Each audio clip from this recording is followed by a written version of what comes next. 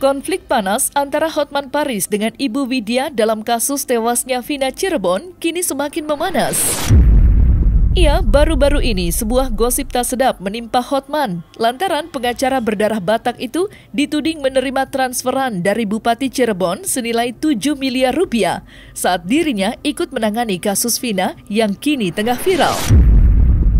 Adapun tudingan miring itu diduga berasal dari salah satu akun TikTok yang mengunggah potret Hotman Paris disertai tulisan seolah ia telah menerima uang senilai 7 miliar rupiah. Sontak saja, viralnya tudingan miring tersebut juga memantik komentar dari Widya yang kembali angkat bicara terkait pandangannya terhadap Hotman. Tak gentar dengan tudingan tersebut, Hotman Paris turut mengklarifikasi sembari melakukan sayembara berhadiah 200 miliar bagi siapapun yang dapat membuktikan tudingan miring tersebut. Lantas, seperti apa sebenarnya konflik ini di mata hukum? Antara Hotman Paris Hutapea, pengacara kaya raya, itu saling sindir dengan Ibu Widya.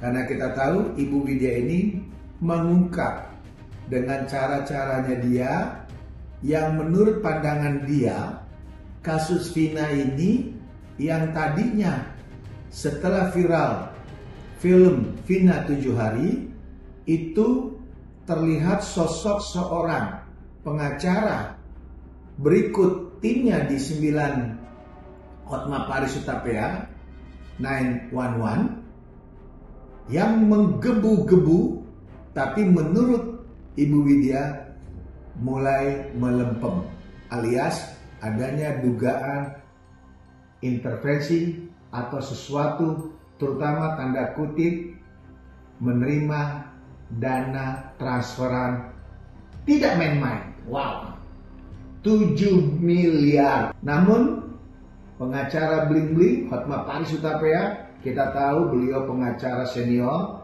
pengacara yang top, kaya raya, yang tidak butuh uang lagi, menolak dan membantah keras apa yang diduga dikatakan oleh Ibu Widya berupa penerimaan transfer 7 miliar. Kalau betul rekan saya, Dr. Hotman Paris Hutapea, apa yang dicuap-cuapin oleh Ibu Widya itu mengandung satu kebenaran adanya transferan dana, maka diduga advokat bling-bling, advokat kaya raya ini bisa dikenakan daripada kode etik seorang advokat. Karena kita tahu dari seorang profesi advokat apabila ada diduga melanggar apa yang ada tercantum di dalam kuasa yang diterimanya, apalagi diduga ada satu transferan atau menerima dana berupa katakanlah itu gratifikasi terkait suap dan hal-hal lainnya. Kalau memang itu benar, maka si advokat ini akan mendapatkan sanksi. Sekali lagi saya yakin seorang Dr. Hotman Paris Hutapea tidak akan melakukan hal-hal yang memang ada dugaan yang dituduh atau yang digembar-gembori melalui media sosial oleh Ibu Widya. Dr. Hotman Paris Hutapea, saya yakin Anda adalah pengacara senior, Anda pasti tahu langkah selanjutnya. Kalau memang Anda merasa tidak pernah terima uang ataupun tidak pernah terima transferan dan tetap mendukung terkuaknya kasus Vina ini, silakan menggunakan instrumen dihukum berupa membuat satu laporan polisi setelah sebelumnya melakukan dulu klarifikasi kepada Ibu Widya terkait cuap-cuap Ibu Widya di media sosial, terutama di TikTok. Tidak hanya Hotman Paris, kini nama pengacara almarhumah Vina, Putri Maya Rumanti, juga dibuat panas oleh komentar pedas Ibu Widya yang belakangan ini selalu menyinggung tim kuasa hukum dari keluarga korban. Akan tetapi, kehadiran Ibu Widya yang baru-baru ini viral nyatanya tak digubris sama sekali oleh Putri Maya Rumanti yang menyatakan jika kehadiran Widya bukanlah masalah besar bagi timnya. Meski begitu, Putri sendiri mengaku jika dirinya telah diperintahkan untuk melaporkan Widya atas statement tak mendasar yang selalu diutarakan kepada tim kuasa hukum almarhumah Vina. Lantas seperti apa reaksi Putri Maya Rumanti soal tudingan miring yang selalu dilontarkan oleh Ibu Widya? Jujur, kami tidak pernah tahu apalagi menerima suap dari siapa pula itu kan. Jadi karena kami ngerasa nggak menerima juga, ya ngapain juga harus diambil pusing. Gitu. Karena menurut itu kan fitnah ya, fitnah. Menyebarkan hoak di media sosial tuh ada sanksi hukumnya loh, itu hati-hati tuh. Betul. Kok bisa tercetus 7 miliar tuh dari mana? Saya mau tanya dari mana sebenarnya. Bisa saja Mbak, bisa saja segala kemungkinan terjadi. Namanya juga kita sedang mengurus kasus besar. Tapi pada intinya apapun itu mendengar suara-suara hoak di luar, kami nggak peduli gitu. Kami tidak peduli, kami tetap fokus pada tujuan kami mencari siapa pelaku pembunuhan Vina dan Eki.